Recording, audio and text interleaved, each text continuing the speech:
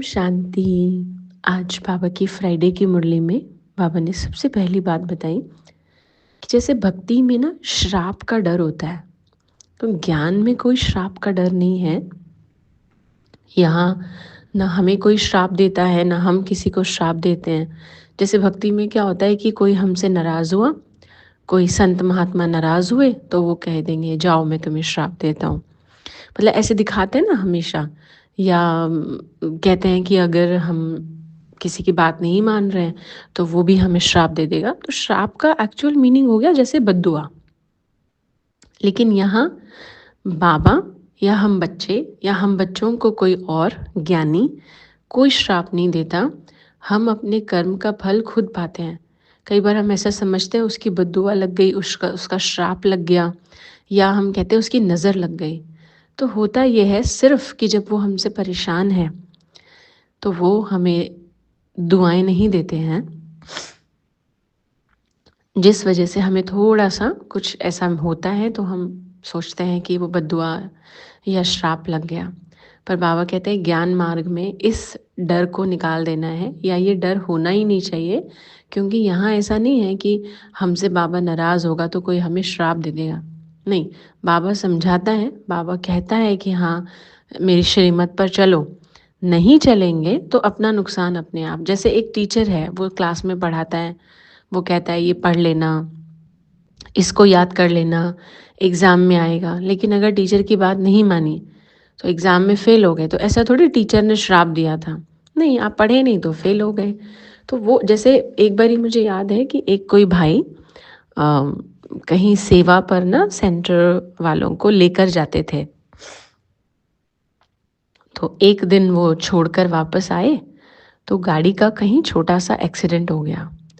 और एक्सीडेंट होने की वजह से उनको एक ख्याल घर वालों ने डाल दिया कि आप सेंटर जाते हो और आप वहाँ की बातें नहीं मानते हो ना, इसलिए देखो ऐसा हो गया। तो अगर कहीं की फॉलो ना कर पाओ तो नहीं जाना चाहिए। तो उन्होंने बिल्कुल आना बंद कर दिया। तो हम कई बार ऐसा सोचते हैं कि देखिए मनुष्य के संकल्प में क्या है। भले अच्छा मकसद है कि ठीक है आप जा रहे हो, आप फॉलो नहीं करते, लेकिन बाकी का सेंटेंस जो है ना कि इस वजह से बुरा हो रहा है, तो ये बहुत गलत धारणा बनाई हुई है कोई कोई के मन में।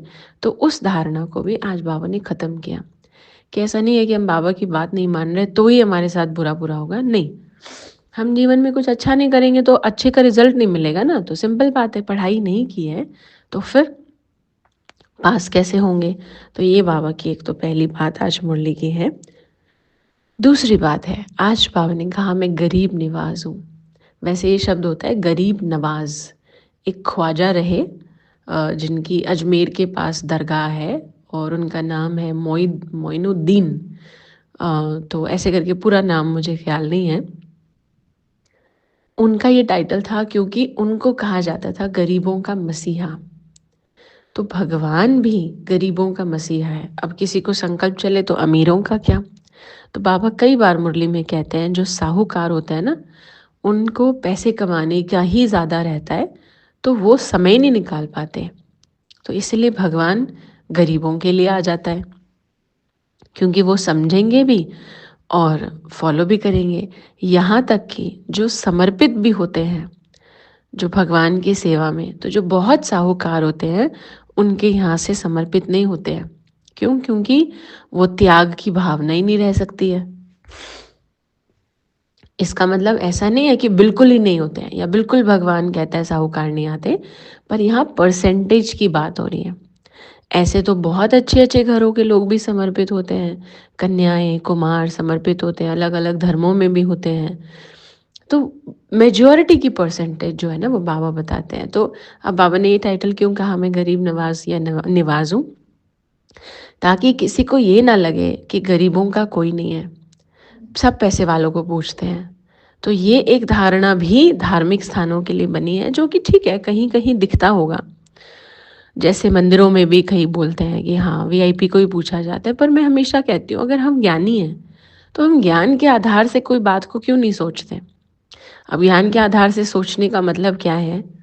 देखिए आपको भी कोई अगर गिफ्ट में डायमंड का कुछ दे, चलिए डायमंड की रिंग दे दे या बहुत महँगा आपको कोई गिफ्ट में गाड़ी दे दे।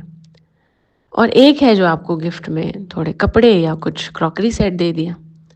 दिवाली पर ही अगर आप इमेजिन करिए कोई आपको हर साल दिवाली पर चांदी का सिक्का देता हो और उसके साथ कोई और महँगा सा अच्छा सा कुछ क्वालिटी वाला कुछ गिफ्ट देता हो, तो आपकी जब बारी आएगी देने की तो आप क्या करेंगे?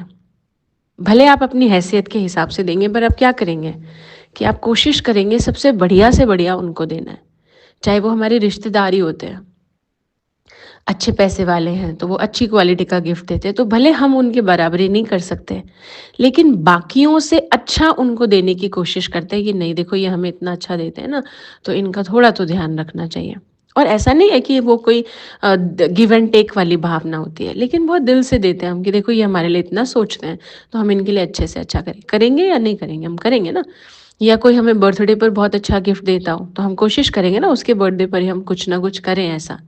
तो फिर इसमें वीआईपी कल्चर कहाँ से आ गया? अगर ठीक है कोई भगवान के लिए उतना कर रहा है, तो भगवान उसको दिलवा रहा है। अब वो उसके ऊपर है कि वो लेने के बाद उसको वो अभिमान आ रहा है या क्या हो रहा है।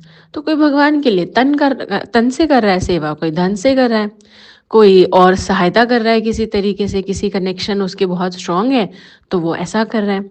तो अगर उनको थोड़ा सम्मान भगवान ने दिलवा दिया, तो उसमें हमें बुरा मानने की कोई ज़रूरत नहीं है। क्योंकि इंडिविजुअल लेवल पर हम भी ऐसा ही करते हैं या हम भी ऐसा ही करेंगे। तो इसीलिए वहाँ ऐसा नहीं है कि अगर किसी मंदिर में किसी वीआईपी को पूछा जा रहा है, तो लोग पूछने वाले वो गलत है। नहीं, भगवान करवा रहा है ये, वो करवा रहा है। अब वो उस वीआईपी के ऊपर है कि वो उस मान-सम्मान को किस तरह से ले रहा है या उसका क्या कर रहा है। तो बिल्कुल ऐसे ही भगवान भी कहता है, जो मेरे लिए करता है मैं उसके लिए करता हूँ। तो ऐसा नहीं है कि गरीबों के लिए नहीं हूँ मैं। तो पर ये किसी को मिसअंडरस्टैंडिंग ना रहे कि हाँ, पैसे वालों को ही धार्मिक जगह पूछा जाता है। ये बिल्कुल गलतफ़हमी है, हमारा नज़रिया ख़राब हो गया है इस बात को समझने का। तो ज्ञान के आधार से सोचना है कि ठीक है, जो जितना कर रहा है, उसे उतना मिल रहा है।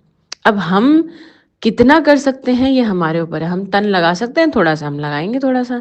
ऐसा थोड़ी है भगवान हमें नहीं कुछ रिटर्न में करके देगा। नहीं, वो हमारा बहुत ध्यान रखता है। तो ये आज की मुरली है। ओम शांति।